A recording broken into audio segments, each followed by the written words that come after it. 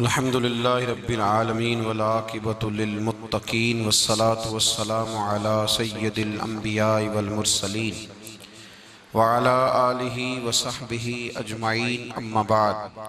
अऊज़ु बिल्लाहि समीइल अलीम मिनश शैतानिर रजीम बिस्मिल्लाहिर रहमानिर रहीम व इन्नका लअला खुलुकिन अज़ीम। सदक़ल्लाहुल अज़ीम व सदक़ रसूलुहुन नबियुल करीम व नहनु अला ज़ालिका लमिनश शाहिदीन वश्शाकिरीन वल्हम्दुलिल्लाहि रब्बिल आलमीन। इन्नल्लाहा व मलाइकतहु युसल्लूना अलन नबी या अय्युहल्लज़ीना आमनू सल्लू अलैहि व सल्लिमू तस्लीमा। अल्लाहुम्मा सल्लि अला सय्यिदिना व मौलाना मुहम्मदिन मअदनिल जूद वल करम व आलिहि व बारिक व सल्लिम। तमाम तारीफ़ हम्द व सना अल्लाह ताला जल्ल मजदुहुल करीम के लिए। हर किस्म के दुरूद व सलाम नबी रहमत सल्लल्लाहु अलैहि वसल्लम की ज़ाते वाला सिफ़ात के लिए। आज का जो उन्वान है वो हमा पहलू उन्वान है। हमा पहलू जिसकी फ़र्द के लिए भी उतनी ही ज़रूरत है और मुआशरे के लिए भी उतनी ही ज़रूरत है। अगर इखलाकी कदरें किसी मुआशरे की बहाल हो जाएं तो वो मुआशरा दुनिया में जी जाता है, वो जीने लगता है। और अगर कोई मुआशरा अपनी इखलाकी कदरें छोड़ जाए, इखलाक रुखसत हो जाए, सरमाया जितना मर्जी पड़ा रहे, जायदादें जितनी मर्जी हों, अगर इखलाक किसी मुआशरे का रुखसत हो जाए तो वो मुआशरा जिंदा नहीं रहता, वो मर जाता है। इखलाक इतना ज़रूरी है। पहले तो ये समझ लें कि इखलाक है क्या। इखलाक बना है खुल्क से। एक होता है खल्क और एक होता है खुल्क। इन दोनों में फ़र्क है। खल्क कहते हैं ज़ाहिरी जिस्म को, तख्लीक को। खुल्क कहते हैं आदत को। खल्क जिस्म को कहते हैं और खुल्क आदत। यूँ समझ लें खल्क सूरत को कहते हैं और खुल्क सीरत को कहते हैं। इंसान वजूद के लिहाज से बड़ा अच्छा हो पर उसकी आदतें अच्छी ना हों तो वो अपने माँ बाप के लिए भी बोझ ही होता है। वो बड़ा हसीनो जमील शख्स हो लेकिन जब बोलता है, घर जाता है, किसी के साथ लेन देन करता है तो उसके लबो लहजे के अंदर जो ख़ास किस्म की नफ़रत और उलझाव पाया जाता है वो उसकी ज़ाहिरी सूरत को भी बदसूरत कर देता है। खुल्क कहते हैं सीरत को। इखलाक का मतलब ये नहीं है मीठा बोलना। इखलाक हंसना बहुत बड़ी दौलत है, दौलत बेबहा है। लेकिन इखलाक का मतलब मीठा बोलना नहीं। इखलाक का मतलब होता है अच्छी आदतें अपना लेना। लोग समझते हैं मीठा बोलना, मीठा तो भाई जो सेलमैन दुकान पे होता है उसकी ट्रेनिंग होती है, तूने मीठा बोलना। आप जो मर्जी कहें उसने मीठा ही बोलना है। तो मीठा बोलने का नाम ये इखलाक का एक हिस्सा ज़रूर है, जो ज़रूर है ज़ुबान मीठी होनी चाहिए, लेकिन कुल इखलाक ये नहीं। बहुत सारे लोग ऐसे हैं जो उठ के मिलते हैं, माथा भी चूमते हैं, प्यार भी करते हैं, करीब भी बिठाते हैं, जी आया नू भी कहते हैं, लेकिन जब बंदा उठ के जाता है तो पीछे बुरी बातें भी करते हैं। तो वो इखलाक वाले नहीं हैं, वो तो दो मुँहों वाले हैं। ऐसे शख्स को तो नबी पाक ने लानती फरमाया है। तो इखलाक का मतलब लोगों ने मीठा बोलना ले लिया है।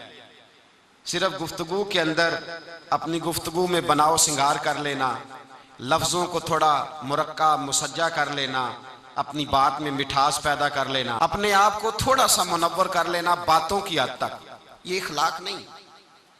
ज़रूर समझिएगा, इस पहलू को ज़रूर गौर कीजिएगा।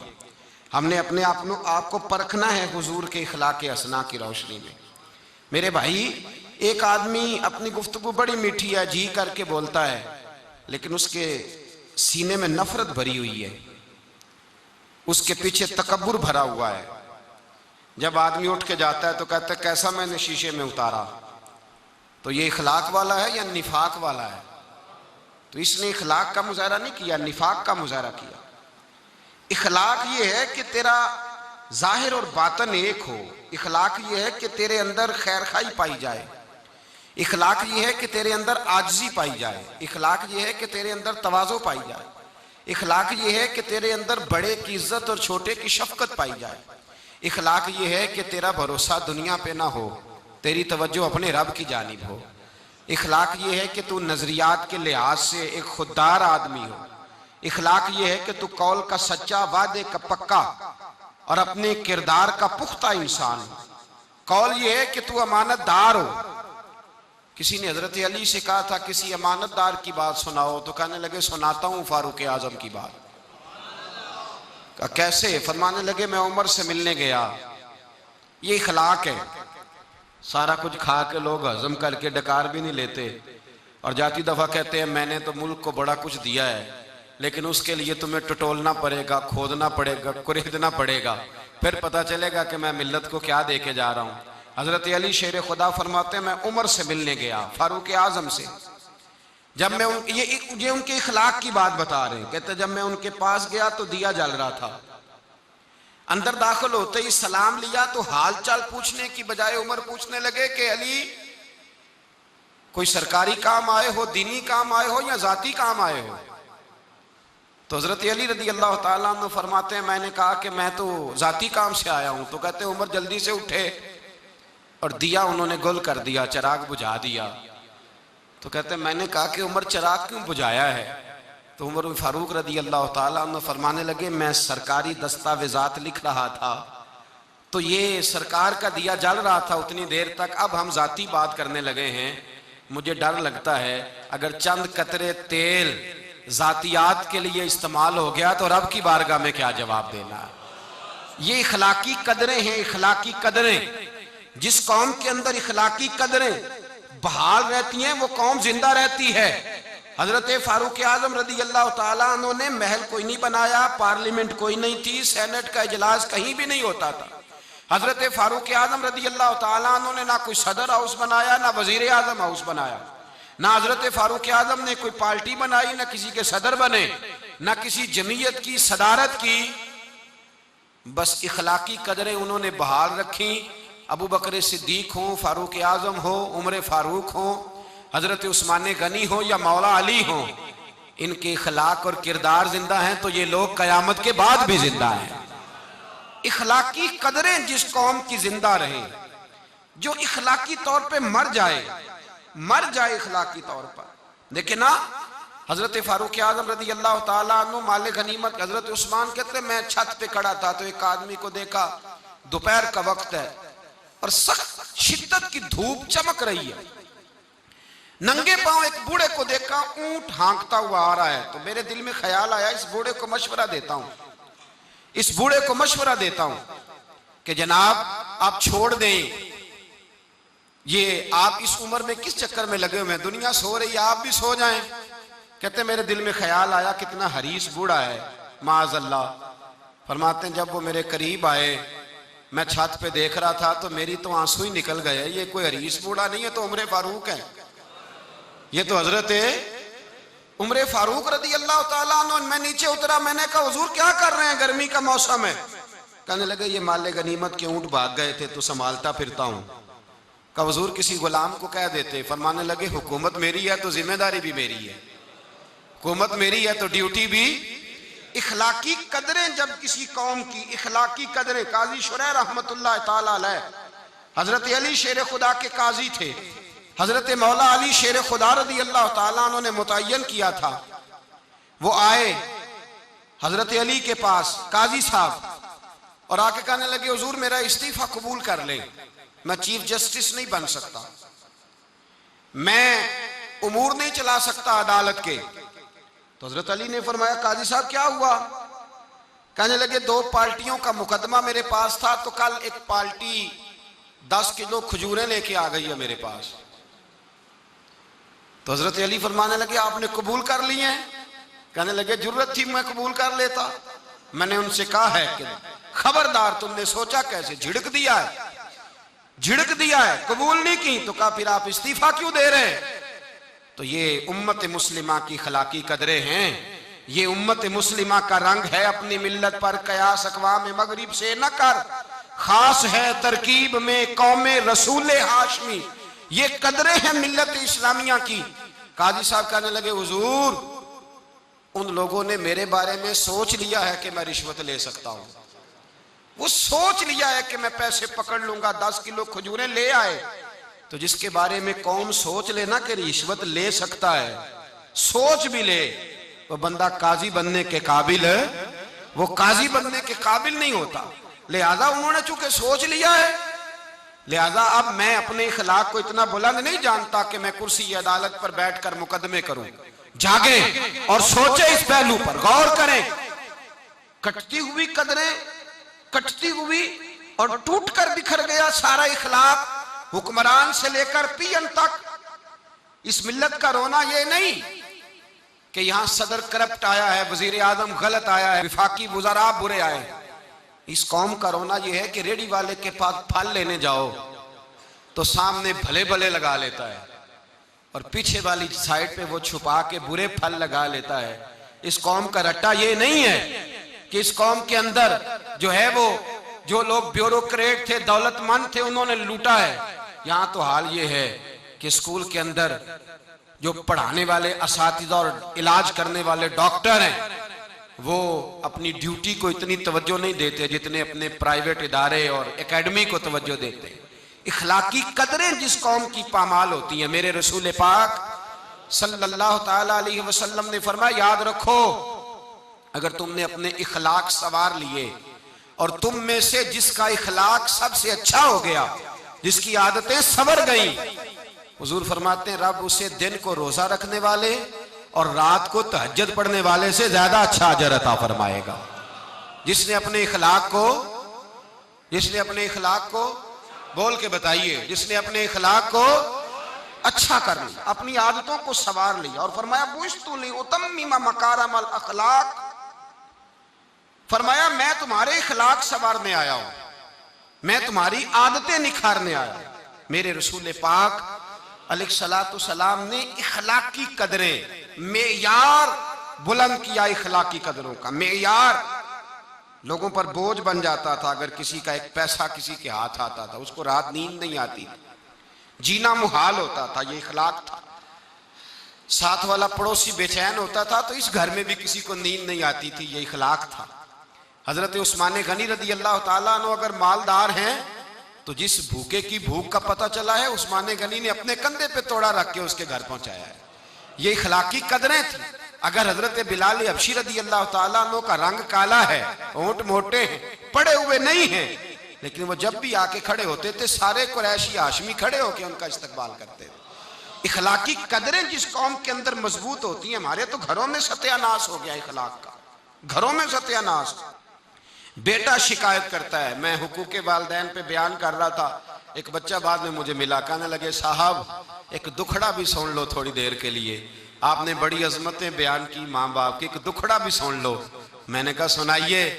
कहने लगे अगर अब्बा राजी उससे हो जो जेब ज्यादा गर्म करे, अगर अम्मा गीत ही उसके गाए जो अम्मा को पैसे ज्यादा कमा के ला के दे, तो मैं गरीब हूं तो बताए मैं अम्मा को राजी कैसे करूं। जहां इखलाकी कदरों का ये हाल हो कि बच्चे सोचने लगे पैसे होंगे तो बाप राजी होगा, पैसे होंगे तो अम्मा राजी होगी। यहां ये हाल हो कि पीर, शेख, सूफी, जिसने गरीब मुरीद का ख्याल रखना था कि इस बेचारे ने कपड़े पहने के नहीं, रोटी खाई के नहीं, जिसने ख्याल रखना था, अगर उसका ही मतमा नजर ये हो कि मुझे आएगा कहां से, माड़ा आया तो उसको कहा लंगर खाता ही सेहत केजदी रही और फिर सुना, और तगड़ा आ गया तो पीर साहब गाड़ी का दरवाजा भी खुद खोल रहे हैं। पीर साहब बोटियां डाल डाल के दे रहे हैं, कहते हैं रात ख्वाब आई थी कि सवेरे तो मिलने आएगा, तू आया नहीं, मैंने तुझे मंगाया है। अगर इखलाकी कदरों का हाल ये हो जाए कि वो लोग जिन लोगों ने इखलाकी हसना का दर्श देना था, इन्होंने प्यार सिखाना था, मोहब्बत, वहां ये हाल हो कि मतमा नजर पैसा हो जाए, वहां अगर ये अंदाज हो। और ये एक पहलू दूसरा भी है। मैं एक और बात भी कहा करता हूं, मैं कहता हूं अब्बा गरीब हो तो बच्चे फरमाबरदार नहीं होते। अब्बा तगड़ा हो ना, पता हो इसके हाँ हिस्से में 2-3 मुरब्बे जमीन है तो पैर दबाते हैं। हमारे बुजुर्ग फरमाया करते थे, कहते थे 2 कनाले नहीं देनी किसी को भी जिंदगी में। तो जनाब कैसे? कहने लगे अगर सारा कुछ हाथ काट के दे दिया तो पैर ही कोई नहीं दबाएगा। बच्चे भी उस हालात ये होते कि लोग ये तसव्वुर नहीं करते कि इखलाक और चीज का नाम है, दुनियादारी और चीज का नाम है। अपने इखलाक पर मेहनत करनी चाहिए, अपने अपने मामलात को संवारना चाहिए, देखना चाहिए कि मेरा फला आदमी से रिश्ता किस किस्म का रिश्ता है। दुनियादारी का ताल्लुक है, लालच का रिश्ता है, झूठ और दगे का रिश्ता है। लोग सोचते ही नहीं, जो मुंह में आता है कह देते हैं, जो बात होती है बयान कर देते हैं। मेरे मुस्तफ़ा करीम अलैहिस्सलातु सलाम सहाबा के इखलाकी पहलुओं पे तवज्जो देते, हुजूर हिलम का, हौसले का, तहम्मुल का, बुर्दबारी का, सखावत का दर्स देते। इसीलिए इखलाकी कदरें बड़ी मजबूत थी। भाई आज आप देख ले, सोशल मीडिया खोल के, प्रिंट मीडिया, इलेक्ट्रॉनिक मीडिया खोल करके देखें, खैरात बट रही है, ज़कात बट रही है, तस्वीरें खींची जा रही हैं। हजरत सैयदना उसामा बिन जैद बीमार हो गए। इमाम हुसैन को किसी ने बतलाया कि मेरे रसूल पाक का गुलाम बीमार हो गया है। हजरत इमाम हुसैन तीमारदारी करने गए, कदम रखा, हजरत उसामा हुजूर के महबूब थे, कदम रखा कमरे में तो जनाब उसामा ने इमाम हुसैन का चेहरा देखा तो चीख ही निकल गई, तड़प के रोए, कहने लगे मेरी मौज नहीं लग गई, हुजूर के जलवे मुझे नजर आ गए। इमाम हुसैन अंदर दाखिल हुए तो जनाब उसामा बिन जैद ने बाजू पकड़ा और सीने पे रख लिया। हजरत उसामा बिन जैद तड़प के रोए। इमाम अली मकाम कहने लगे भाई रोते क्यों हो, बात बताओ। कहने लगे दुनिया छोड़ रहा हूं पर 80 दिनार का कर्जा है, ना कोई भाई, ना कोई सज्जन, ना कोई दोस्त, असी किसी दे कुछ भी नहीं लगते ते ना कोई साडा दर्दी, शय ही कोई नहीं। सोचता हूं कब्र पे बोझ लेके जाऊंगा और फिर क्या लफ्ज है, क्या हुसैन है। कहने लगे हुसैन आज अगर मुस्तफा करीम हयाते ज़ाहिरी में होते तो मैं जाके बाजू थाम लेता, मैं कदमों में बैठ जाता। मेरा रसूल तो गैरों के भी बोझ उठा लिया करता है। इखलाकी कदरें देखिए, इमाम हुसैन फटाफट उठे, बेटा भी साथ था, गुलाम भी साथ थे, सब कुछ हो सकता था। इमाम हुसैन उठे, घर गए, अपनी चादर में 80 दिनार डाले, छुपाए और लेके आए, ला के हजरत उसामा बिन जैद को दी। और पता क्या फरमाते हैं, फरमाते हैं रात आए थे 80 दिनार, मैं कह रहा था मुझे तो जरूरत नहीं, पता नहीं रब करीम ने किसका नसीब मेरे घर भेज दिया है, मुझे तो हाजत नहीं थी, ये तो तेरे पैसे थे जो मेरे घर थे, तो मेरे रब ने ड्यूटी लगाई कि जा उसे दे के आ। जिस कौम के अंदर इखलाकी कदरें बेदार होती, जिस कौम के अंदर इखलाकी कदरें बेदार होती, उस कौम का अंदाज बदल जाता है, उसके रवैये तब्दील हो जाते। मेरे रसूल पाक सल्लल्लाहु अलैहि वसल्लम ने फरमाया अगर अल्लाह इखलाक को सूरत देता तो सबसे अच्छी सूरत अल्लाह इखलाक को अता फरमाता। सारा दिन कंगा किया, सारा दिन शीशे पे खड़े रहे, सारा दिन आईना देखा।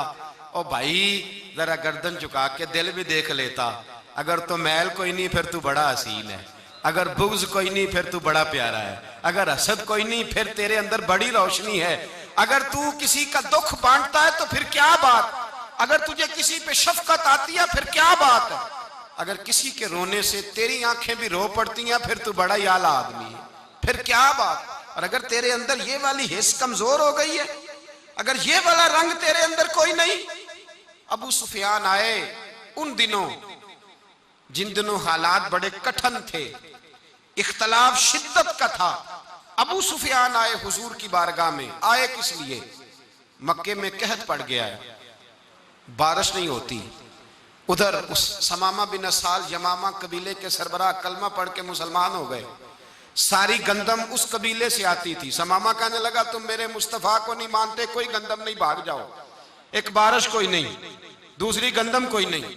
अबू सुफियान तड़प के दरे रसूल पे हाजिर हुए। अभी थोड़े दिन गुजरे हैं, ओहद में हुजूर के दांत शहीद किए, अभी थोड़े दिन गुजरे हुजूर को सताया है, अभी थोड़े दिन गुजरे हजरत अमीर हमजा का कलेजा निकाल के चबाया है, अभी थोड़े दिन गुजरे हजरत अनस बिन नजर की गर्दन काटी, अभी थोड़े दिन गुजरे अब्दुल्ला बिन जहश के टुकड़े किए, अभी थोड़े दिन गुजरे हुजूर को सताया है, तड़पाया है। पर हजरत अली शेर खुदा फरमाते मैं मानने वाला उस रसूल का हूं जिसके दांत शहीद हो गए, ओहद के अंदर सारी दाढ़ी लहू से भर गई।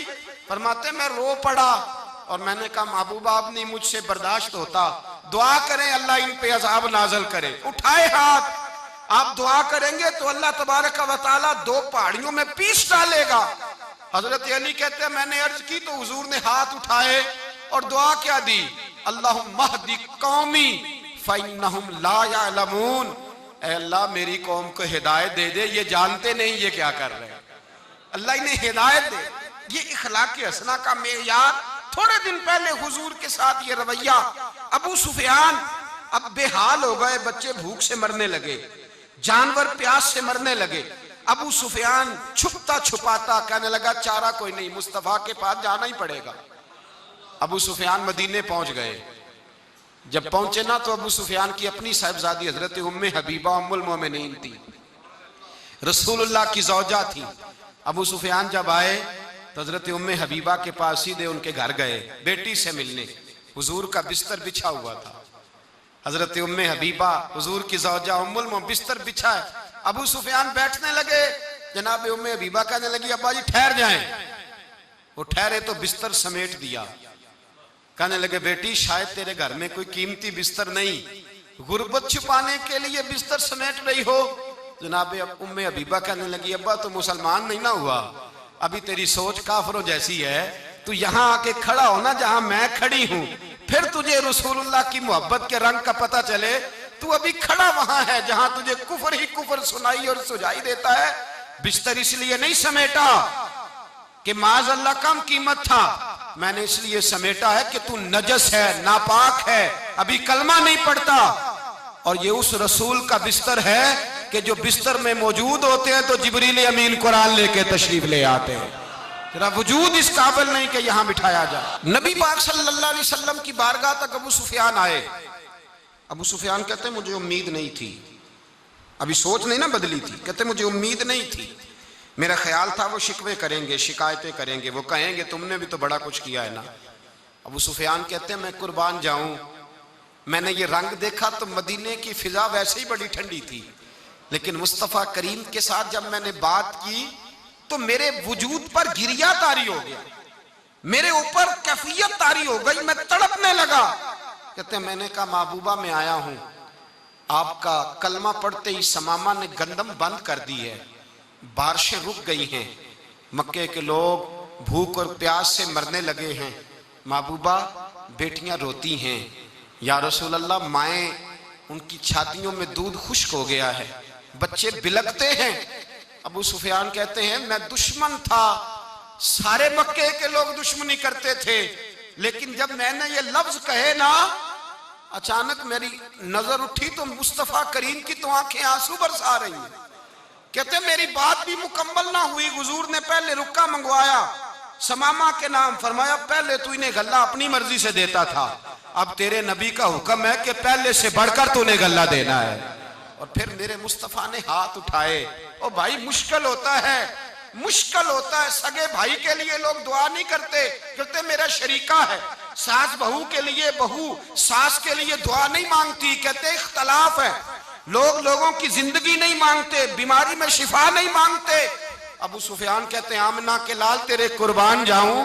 हुजूर ने हाथ उठाए और कहा है अल्लाह मक्के की संगलाख पहाड़ियों पे बारिश बरसा, ऐ अल्लाह खेतियां हरी कर दे, ऐ अल्लाह माओं की छातियों में दूध भर दे, अल्लाह औरतों को ताजगी दे दे, बच्चों को रानाई दे दे, फलों फूलों को ताजगी दे दे। अबू सुफियान कहते पहले हुजूर रो रहे थे और जब नबी पाक की दुआ देखी तो मैंने रोना शुरू कर दिया, मैंने रोना शुरू कर दिया। कहते वापस आया तो वो एहसास कि यार ये मैं किस शख्स से मिल के आया हूं, ये किस किस्म के आदमी से मिल के आया हूं, ये कैसा रंग है, ये किस किस्म का अंदाज है कि जिसको मैं पत्थर मारता रहा वो मेरे लिए दुआएं लेके बैठा हुआ है, जिसको सारी जिंदगी सताया है वो मेरे बच्चे के लिए रोता है, मेरी बेटी के लिए उसकी आंख में आंसू है, वो हमारे लिए तड़प रहे हैं। मेरे भाइयों, अबू सुफियान कहते हैं फिर दूसरा जलवा मैंने तब देखा जब हुजूर मक्के आए, और मैं तो आखिर तक लड़ने आया था ना, हुदैबिया तक। कहते हैं जब रसूल पाक मक्के आए और हुजूर ने ऐलान माफी किया तो बनता तो ये था कि मुझे सजा मिलती, लेकिन मेरे मुस्तफ़ा करीम ने फरमाया जो अबू सुफियान के घर में चला जाएगा मैं उसे माफ कर दूंगा। कहते हैं मैंने कहा ये मेरे लिए किस किस्म की सजा तजवीज की है कि मैं उम्र भर दुश्मनी करता रहा और यहाँ रंग अजीब है। हुजूर ने मेरे लिए ही एजाज लिख दिया, फरमाया जो अबू सुफियान की हवेली में दाखिल हो गया मैंने माफ किया। अबू सुफियान कहते हैं पता नहीं कितने पर्दे थे जो उठ गए, पता नहीं कितनी मंजिलें थी जो तय हो गई, पता नहीं कितने जलवे थे जिनका नजारा हो गया। और मैंने गौर से चेहरा देखा तो मेरी आंखों से पट्टी उतर गई और मुझे अब्दुल्ला के यतीम बेटे के पीछे मोहम्मद रसूलुल्लाह के जलवे नजर आने शुरू हो गए। इखलाकी कदरें जब मौजूद रहती, यहां तो लोग मरे हुए शख्स को मारते, यहां तो सड़क पर कितनी गिरावट है और कितना गिर गया है इखलाक उन लोगों का। एक्सीडेंट हो गया है, ट्रेन की पटरी से उतर गई है, चीखो पुकार है, आहें हैं, तड़पना है, रोना है, सिसकियां है, मां का बाजू कटा है पर वो चीखती है जरा मेरे बेटे का पता करो। बाप की आंखों में रेत पड़ गई है पर वो तड़पता हो मेरा बेटा था। चीखो पुकार हो रही है, पर जुल्म है उस कौम का कि जो बचाने वाले आए हैं वो पहले आते ही उनकी जेबें टटोल रहे हैं, उनके बटुए देख रहे हैं, गिरी हुई औरतों के ये आप उठाकर देखिए अखबारात, औरतों के गिरी हुई औरतों के कानों से बालियां नोची गई और उनके कान तक कट गए। ये इस कौम का हाल है। इकबाल कहते हैं जिन्हें आता नहीं दुनिया में कोई फन तुम हो और बेच खाते हैं जो बुजुर्गों का कफन तुम हो। तुम वो लोग हो जो कफनों पे सौदे करते हो, जो कब्रों पे सौदे करते हो। कि लोग तिजारतें करते हैं, इखलाकी पस्ती का ये आलम के लोग कब्रों पे सजदे करते हैं, बेटे बेच के दहेज खरीदते हैं। गरीब की बेटी रोज तड़पती है, रोती है, रोज सिसकियां लेती है कि कहां से वो दरवाजा खुलेगा जब मैं भी जब सुहागन होंगी, जब मेरा बाप भी इज्जत के साथ मुझे रुखसत करेगा। और गरीब आदमी बेटी की शादी के बाद जितना दुखी रहता है वो भी कम ही लोग जानते हैं, वो भी वही लोग जानते हैं जो इस मंजर से गुजरते हैं। हमारा इखलाकी मामला इस कदर ज्यादा तबाही का शिकार है। मेरे मुस्तफ़ा करीम सैयद आलम नूर मुजस्सम सल्लल्लाहु अलैहि वसल्लम जज्बात का ख्याल रखते, एहसासात का ख्याल रखते, तसव्वुरात का। ओ भाई, इससे बड़ा इखलाक का मुजाहरा कहां से लेने जाओगे? कि आमना के लाल फरमाते हैं मेरा दिल करता है नमाज लंबी पढ़ाऊं, नमाज अल्लाह की नमाज, दिल करता है लंबी नमाज पढ़ाऊं, मैं लंबी लंबी सूरतें तिलावत करूं, मैं खुल के रब करीम का कुरान पढ़ूं, मैं अल्लाह तबारक व तआला के कुरान मजीद के जायकों में खो जाऊं। लेकिन हुजूर फरमाते हैं नमाज में किसी बच्चे के रोने की आवाज आती है, किसी बूढ़े की हाय की आवाज आती है, किसी बीमार आदमी की हाय की आवाज आती है। नबी पाक फरमाते हैं मैं अल्लाह की नमाज छोटी कर देता हूं, अल्लाह के बंदों का ख्याल करता हूं। मैं रब की नमाज छोटी कर देता हूं, रब करीम के बंदों का ख्याल करता हूं। खुदा के बंदे तो हैं हजारों, बनू में फिरते हैं मारे मारे, मैं उसका बंदा बनूंगा जिसको खुदा के बंदों से। और मुस्नद इमाम मोहम्मद बिन हंबल की हदीस हद हो गई। सैयदना बिलाल हबशी रदी अल्लाह ताला अन्हु फरमाते कि यहूदी का गुलाम और बीमार, हजरत बिलाल कहते हैं हुजूर उसके घर जाया करते थे और उसके हिस्से का काम करके आया करते थे। कहते बीमार है, उसके हिस्से का काम महबूब करीम करते। फरमाते हैं जोर की नमाज का वक्त था, मैंने इकामत पढ़ी, व इन्नका लअला खुलुक़ नज़ीर, मैंने इकामत पढ़ी, हुजूर जमात कराने लगे तो वो शख्स आ गया, कहने लगा महबूबा 2 मिनट, यहूदी का गुलाम हुजूर 2 मिनट 2 मिनट, चंद लम्हे 2 घड़ियां, क्या हुआ भाई? कहने लगा या रसूल अल्लाह सल्लल्लाहु अलैहि वसल्लम अगर आप चलें तो मेरी मुश्किल हल हो जाएगी, मैं बड़ा परेशान हूं। हद हो गई, कमाल हो गई। हजरत बिलाल कहते हैं सफ़ें बनी हुई है, मस्जिद के बाहर भी सफ़ें। हुजूर ने फरमाया बैठ जाओ नमाजियो, पहले मैं जरा इसका काम करके आऊं, फिर आके तुम्हें नमाज पढ़ाता हूं, फिर आके तुम्हें। और यहाँ हाल यह है कि अज भी कीती जाते हो तो लहू भी पीती जाते हो, खो के माल यतीमा दा ते भेज मसीती जाते हो, फट दिलां दे सीते नहीं, टोपियां सीती जाते हो, नफ्स ते छुरी फेरदे नहीं, दुंबे कीती जाते हो, फर्ज भुलाई बैठे हो, नफला नीती जाते हो। दसो ते सही बुल्ले नूए की कुछ कीती जाते हो, दसो ते सही बुल्ले। यहाँ हाल ये है कि लोग महफिल नात करते हैं डक लगा के बड़ा सा, और सदारत चौधरी साहब की और मौलाना के पास आज इज्तिमा कसीर है, साथ वाला गरीब आदमी आके कहता है मौलाना मेरी अम्मा बीमार है, बूढ़ी है, शुगर की मरीज है, शदीद तकलीफ में। कहता चल दौड़ जा, अल्लाह का नाम ले रहा हूं, ओ खुदा के बंदे, जब बंदों के लिए रसूलुल्लाह सल्लल्लाहु अलैहि वसल्लम ने ये एहसास फरमाया, हुजूर ने जब फरमा दिया कि तू इस तरह कर, नमाज छोटी कर।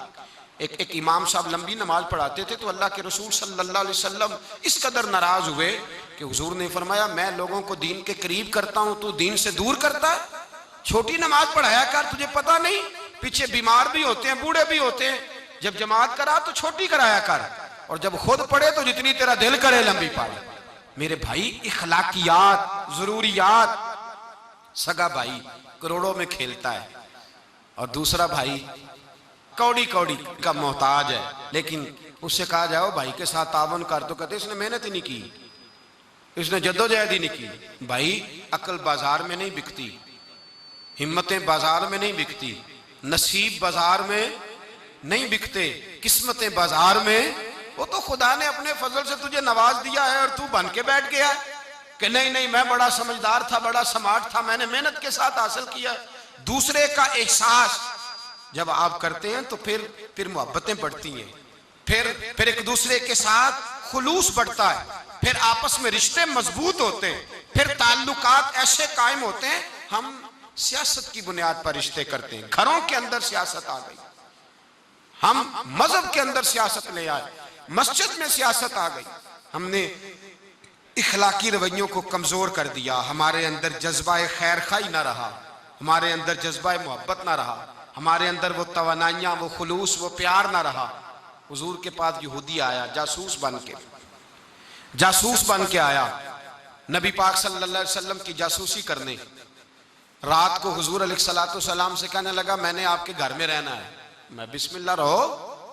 हुजूर ने अपने घर के अंदर चारपाई लगा के एक जौजा मुहतरमा से हुजरा खाली करा के उसे सुलाया। क्या खाओगे? कहने लगा जो है ले आओ। बड़ा मोटा ताजा था, 4-5 बकरियों का दूध पी गया, खजूरें खा गया, सिरका खा गया। सुबह रसूल पाक नमाज के लिए तशरीफ ले गए।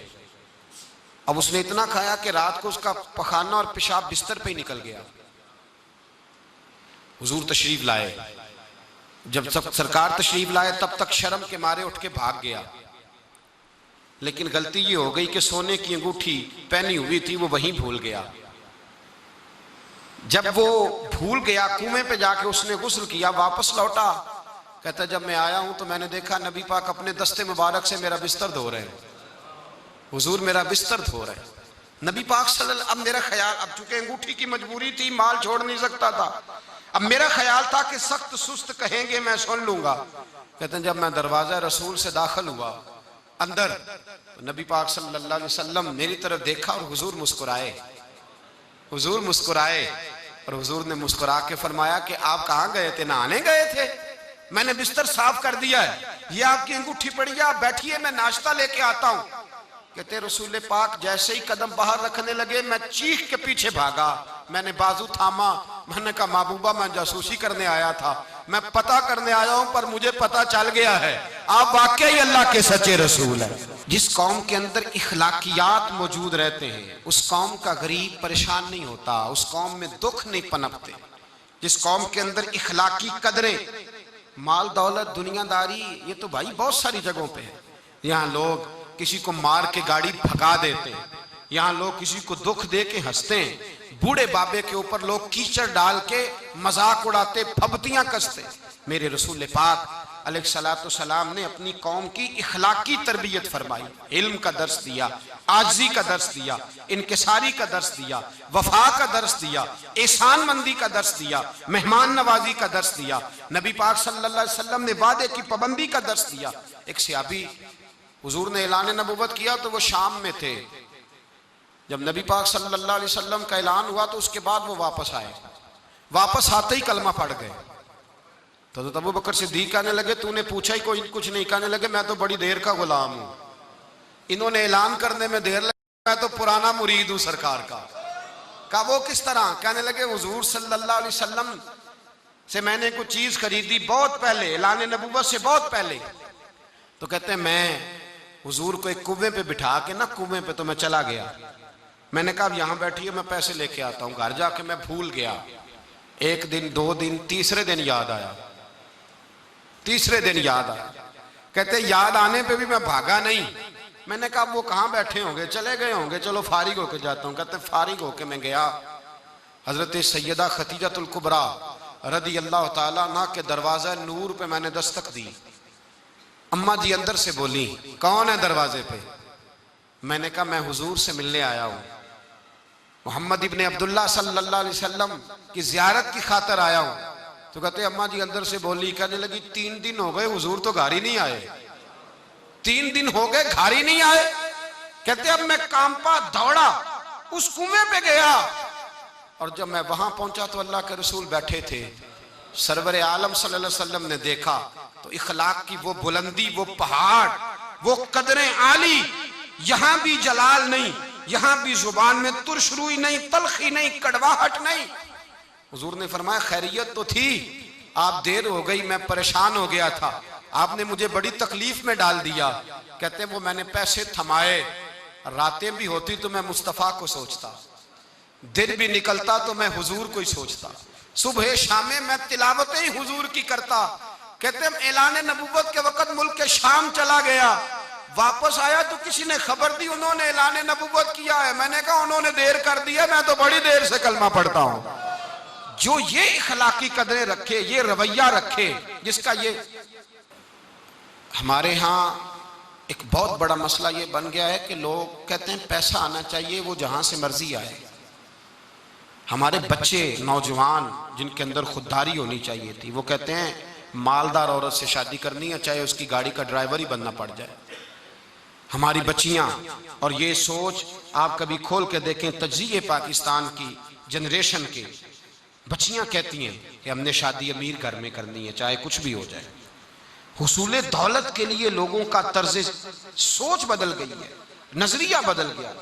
शादियां नहीं हो रही, तिजारतें हो रही। इखलाकी तौर पर इस कदर ज्यादा कौम नीचे चली गई, इस कदर ज्यादा। और फिर उससे आगे बढ़कर हमारा जो रवैया एहसान के मामलात में, हम लोगों से ताल्लुक नहीं बनाते, काम लेते, ये बड़ी इखलाक की गिरी हुई हरकत है। हम किसी बंदे को बतौर टिश्यू पेपर के इस्तेमाल करते हैं, सीढ़ी बनाते हैं किसी को ऊपर चढ़ने के लिए।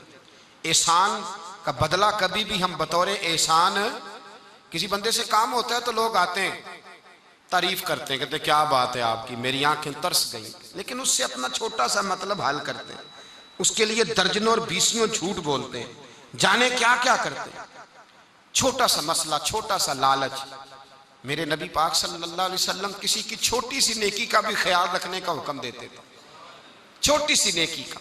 हबशा नजाशी, हबशा का बादशाह, जब मुसलमान मक्के से हिजरत करके गए थे, मदीने आने से पहले तो उसने बड़ी कदर की थी, काफिरों की साजिश और शरारत के बावजूद मुसलमानों से नेकी की। उसके कुछ लोग हुजूर के पास आए मिलने के लिए मदीने। नबी पाक सल्लल्लाहु अलैहि वसल्लम ने तुर्की खैमा लगाया, अपने हाथों से अल्लाह के महबूब अलैहिस्सलाम उनके लिए खाना लेके जाते, उनकी खिदमत करते। सहाबा कहते हुजूर हमें हुक्म दे दें, हमें हुक्म दे दें, हमें। तो नबी पाक सल्लल्लाहु ताला अलैहि वसल्लम फरमाते नहीं, जब मेरे गुलाम गए थे तो इनके बादशाह ने बड़ी खिदमत की थी, एक दफा खिदमत कर दी, बात हो गई, चाय पिला दी, खाना खिला दिया, रहने को मकान दे दिया, मसला खत्म हो गया। लेकिन महबूबे पाक ने उस चीज का ख्याल रखला, असला नाल जे नेकी करिए और नस्ला ताक नहीं भुल दे, बेअसला नाल नेकी करिए ते फुल कंडिया नाल तुल दे। लोग भूल जाते, हल जज़ाउल इहसान इल्ला इहसान, यहाँ नेकी का बदला नेकी के साथ देने को तैयार नहीं। एक नेकी करो तो कहते हैं दूसरी भी करो, तीसरी भी करो, लालच बन गया। लोग इखलाकी कदरें भूलते चले जा रहे, भूलते चले जा रहे इखलाकी कदरें। मेरे मुस्तफ़ा करीम सैयद आलम सल्लल्लाहु अलैहि वसल्लम इतना ख्याल, सौबिया या सवैबा नाम की हुजूर की एक रजाई वालदा है, हुजूर को दूध पिलाया था। ये वही है जिनको अबू लहब ने इशारा करके आजाद कर दिया था, हुजूर अलैहिस्सलाम को दूध पिलाया था। जब तक ये खातून हयात रही दूध पिलाया था कुछ देर के लिए। अल्लाह के रसूल बराबर तोहफे भेजते रहे, फरमाते मेरी रजाई माँ है, मेरे साथ नेकी की है, ख्याल रखा, छोटे से ताल्लुक का भी ख्याल रखा। टिश्यू बना लिया है ताल्लुकात को हमने, बस जरूरत पड़ी तो काम ले लिया, बस उसके बाद खत्म। और फिर अपनी जात की हद तक तो फिक्र है कि मेरे साथ ये ताउन करे, मैं उसके लिए इखलाकी रवैया किस तरह का रखता हूं। ये हमारा एक जुमला मैं कहा करता हूं, अगर आपको समझ में आ गया तो फायदा देगा। मैं अक्सर कहता हूं हुकूक लेने की बात नहीं करनी चाहिए, हुकूक देने की बात करनी चाहिए। हुकूक मांगने वाला फकीर होता है, हुकूक देने वाला सखी होता है। हम फकीर बन के फिर रहे हैं, मेरा हक दे दो, मेरा हक दे दो। सखी बनो, को मेरी खैर है, मेरे जिम्मे जिस जिसके हक है मुझे बताओ, मैं अदा करने को तैयार। हमें तो सखी बन के निकलना चाहिए, कहना चाहिए बताओ भाई मेरे जिम्मे क्या है। रसूल कायनात सल्लल्लाहु अलैहि वसल्लम ना सिर्फ अपनी रजाई वालदा का ख्याल रखते, याद रखा जब वो इंतकाल कर गई, विसाल हो गया, तो फिर मेरे मुस्तफ़ा करीम अलैहिस्सलाम ने फरमाया ढूंढो उनका कोई रिश्तेदार तो नहीं मक्के में रहता। हुजूर हैं, फरमाया हमारा उनसे ताल्लुक था तो उनके ताल्लुक वालों से भी ताल्लुक है, हम उनके रिश्तों का भी ख्याल रखेंगे। तो भाई इखलाक की कदरें बहाल करें, अपने जहन को साफ रखें, सोच मीठी बनाएं, किसी के साथ खैर खाई का रिश्ता बनाएं, काम का रिश्ता ना बनाएं। हम लोग इस तरह की जिंदगी गुजार रहे हैं, इस तरह की कि बस मेरी जात है और उसके बाद फिर मेरी जात है और फिर मेरी जात है। खुदा मुझे ऐसी खुदाई ना दे कि अपने सिवा कुछ दिखाई ना दे।